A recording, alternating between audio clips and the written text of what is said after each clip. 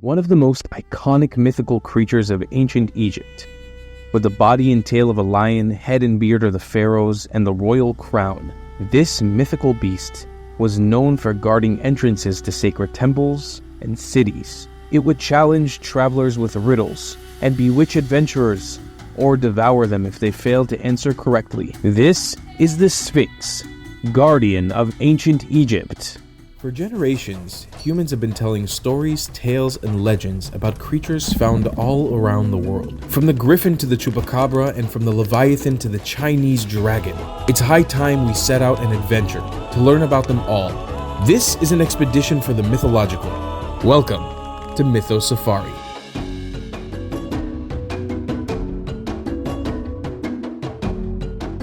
Allegedly carved from only one solid piece of rock, this majestic statue is known worldwide and is revered as one of the greatest and most mysterious archaeological finds to date. Because so little is known about the statue and its origins, the Great Sphinx of Giza has become one of the most intriguing and mysterious pieces of history we have here on Earth. Before we continue, don't forget to subscribe and turn on the notifications.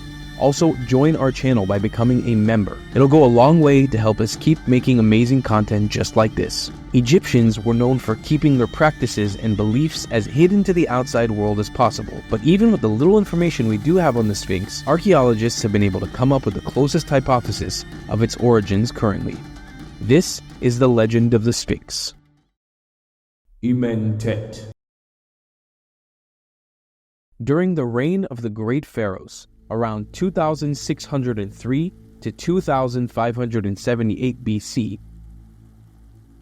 this statue had the face of the great and powerful Pharaoh Khafre and the body of a lion, and it came to be known throughout the land of Egypt as the almighty and mythical Shesheponk.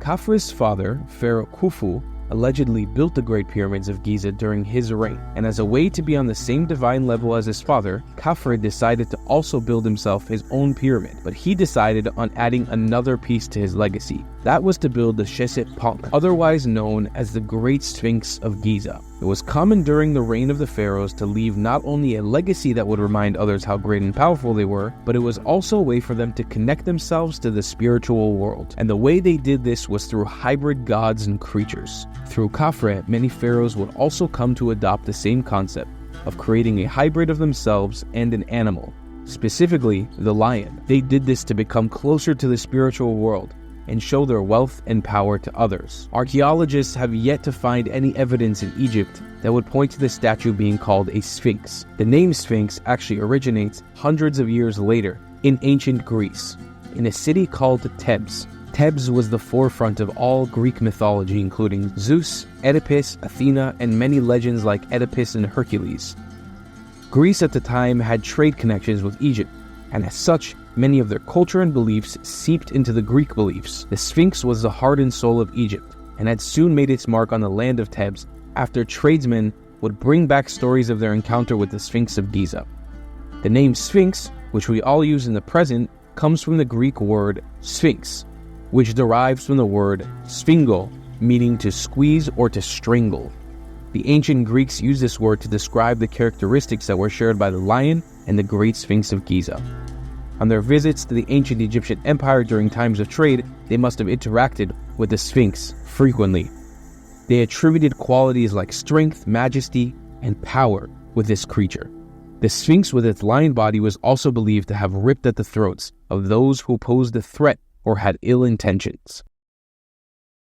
Horem-Akht. The original name given by the Egyptians for the mystical beast was Horem-Akht, which means Horus in the horizon. Horus was one of the most important gods in Egyptian mythology, and many depictions of the Horem-Akht had a falcon head. They're described with the head of a falcon, wings, and a body of a human. Horus, the god of kingship, sun, healing, protection, and sky, also symbolized the power of the pharaohs, and was worshipped as one of the most important gods to ever exist. Horus played an essential role in Egyptian life, and in the ancient Egyptian religion, which shaped their understanding of harmony between nature, humans, and spirit. And there is, as we mentioned earlier, another name for the Sphinx, the non-Greek name, and that is the Shesheponk. These are its hieroglyphics.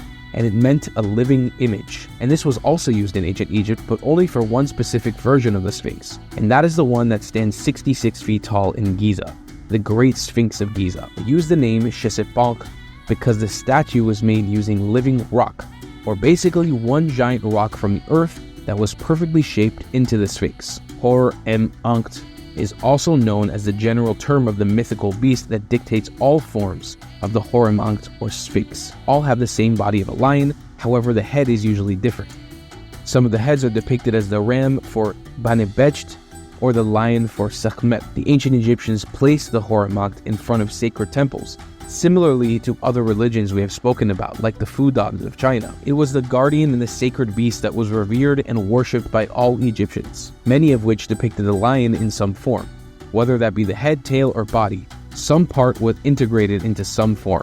The lion was believed to be the bringer of chaos and destruction, but also of protection and the ultimate defeat of chaos.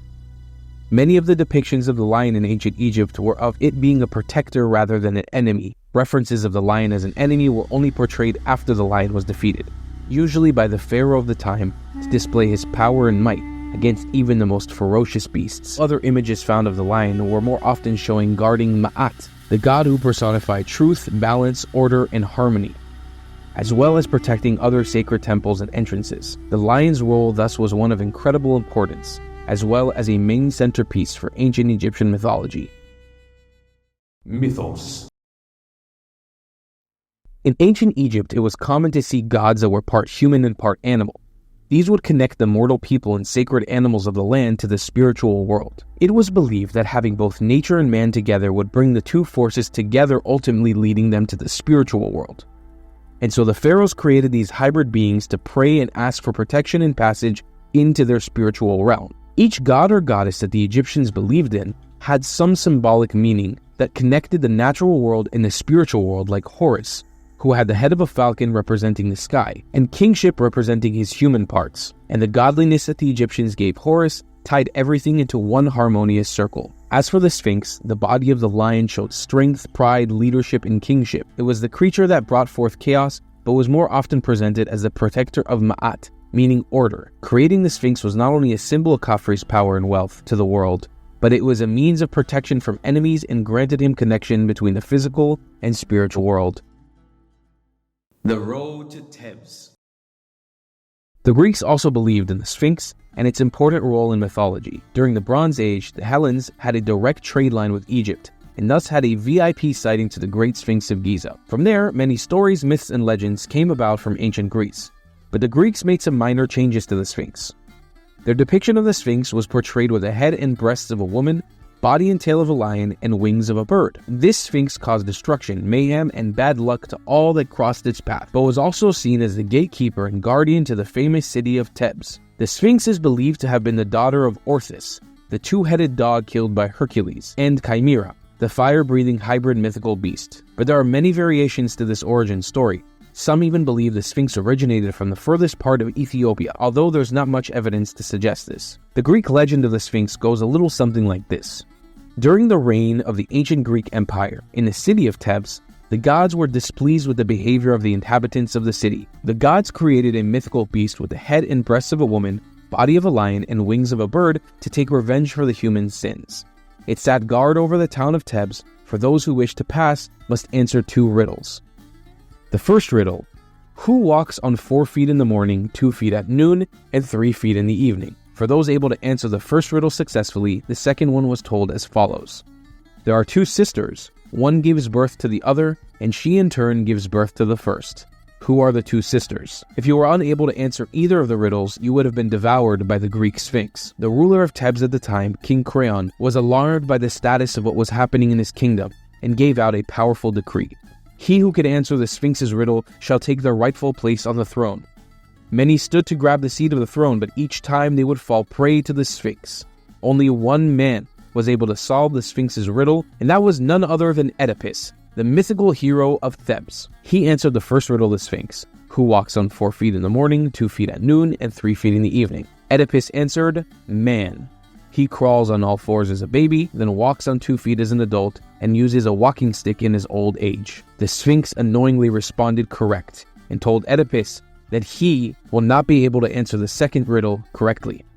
He proclaimed, "No mortal till this day has been successful." He proceeded to tell Oedipus the next riddle. There are two sisters. One gives birth to the other, and she in turn gives birth to the first. Who are the two sisters? With much confidence, Oedipus said, "The answer is day and night." With a heavy heart, feeling defeated, the Sphinx devoured itself and disappeared.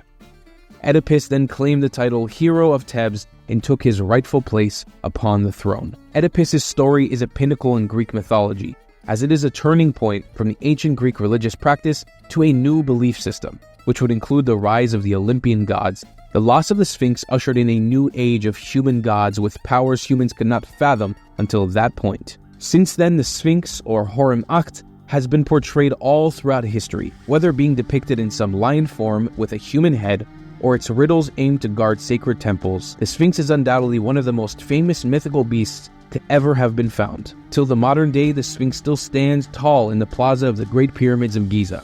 Tourists from around the world, including myself, flock to be in its presence, to bear witness to one of the most famous and striking mythological beasts of all time. The legacy of the Sphinx, while riddled with controversy and archaeological discrepancies, undoubtedly carries on into the future for generations to come. I hope you guys choose to subscribe and join to become members on our channel. It will go a long way to supporting us and help us make more amazing videos just like this. We'll see you on the next safari. Goodbye.